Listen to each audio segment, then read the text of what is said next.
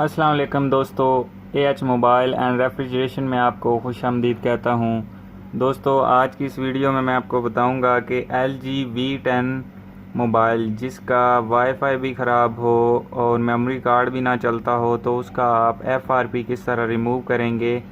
Internet की ज़रूरत पड़ेगी लेकिन वो सिम के ऊपर चलेगा। लेकिन यहाँ पे दोस्तों आप देख सकते हैं ये नेक्स्ट नहीं हो रहा, यहाँ पे वाईफाई इसको लगा हुआ है और ये मैं वाईफाई ऑन करता हूँ तो इसका वाईफाई भी ख़राब है तो कनेक्ट नहीं हो रहा। और मैं मोबाइल डाटा के ऊपर अगर क्लिक करूँ तो इसके सिग्नल भी नहीं आ रहे, यानी कि मोबाइल की सेटिंग करने वाली है उसके बाद सिग्नल आएंगे, तो सेटिंग तो पॉसिबल नहीं है यहाँ पे।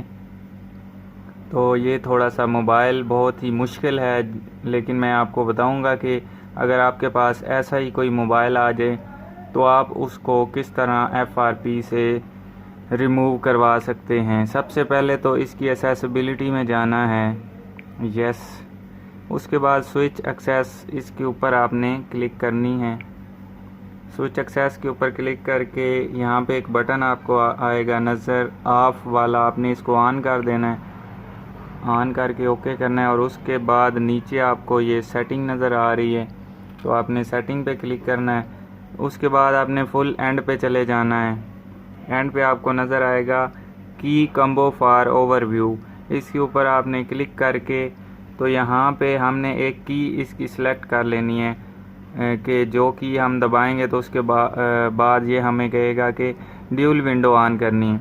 तो मैं एक की वॉल्यूम डाउन वाली सिलेक्ट कर लेता हूँ। ये वॉल्यूम डाउन मैंने दबाई है तो आप देख सकते हैं की कोड वॉल्यूम डाउन आ गए।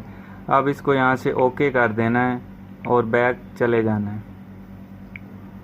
बैक आके अब हमने क्या करना है, एमरजेंसी कॉल के ऊपर क्लिक करनी है और यहाँ पे 911 डायल कर लें या 112 डायल कर लें, वो आपकी मर्ज़ी है। अब यहाँ पे वही हमने ये वॉल्यूम डाउन दबाना है तो ये आप देख सकते हैं सामने ड्यूल विंडो आ गया। ड्यूल विंडो के ऊपर क्लिक करेंगे, उसके बाद यहाँ पे फाइल मैनेजर में चले जाएंगे और बैक दबा देंगे। जैसा कि दोस्तों मैंने आपको बताया है कि इसका मेमोरी कार्ड भी नहीं चलता और वाईफाई भी नहीं कनेक्ट होता। अब क्या करना है, हमने मेमोरी कार्ड तो नहीं चल सकता, अब हमने OTG जो है उसके ज़रिए इसको अनलॉक करना है।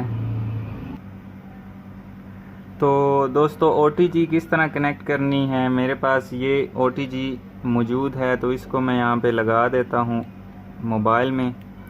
अभी आप देख सकते हैं सिर्फ इंटरनल स्टोरेज आ रही है। इसके बाद हमने लगानी है, ये एक मेमोरी कार्ड है और उसमें एप्लीकेशन है जिसका लिंक मैंने डिस्क्रिप्शन में दिया हुआ है। आपके पास अगर नहीं है तो आप वहाँ से डाउनलोड भी कर सकते हैं। तो ये कार्ड रीडर जो है इसको मैं यहाँ पे लगा देता हूँ।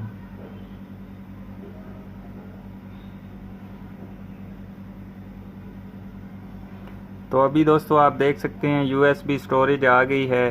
तो हम इसके ऊपर क्लिक करके तो ये जो हमने एप्लीकेशन इसमें डाली हुई हैं उनको इंस्टॉल करेंगे। सबसे पहले तो हमने करना है अपेक्स लॉन्चर। तो दोस्तों ये आपने डिस्क्रिप्शन से लिंक ले लेना है, वहाँ से आपने डाउनलोड कर लेनी है। ये फिर मेमोरी कार्ड में डाल के इस तरह अननोन सोर्सेज के ऊपर ओके कर देना है। तो ये हमारा अपेक्स लॉन्चर इंस्टॉल हो गया।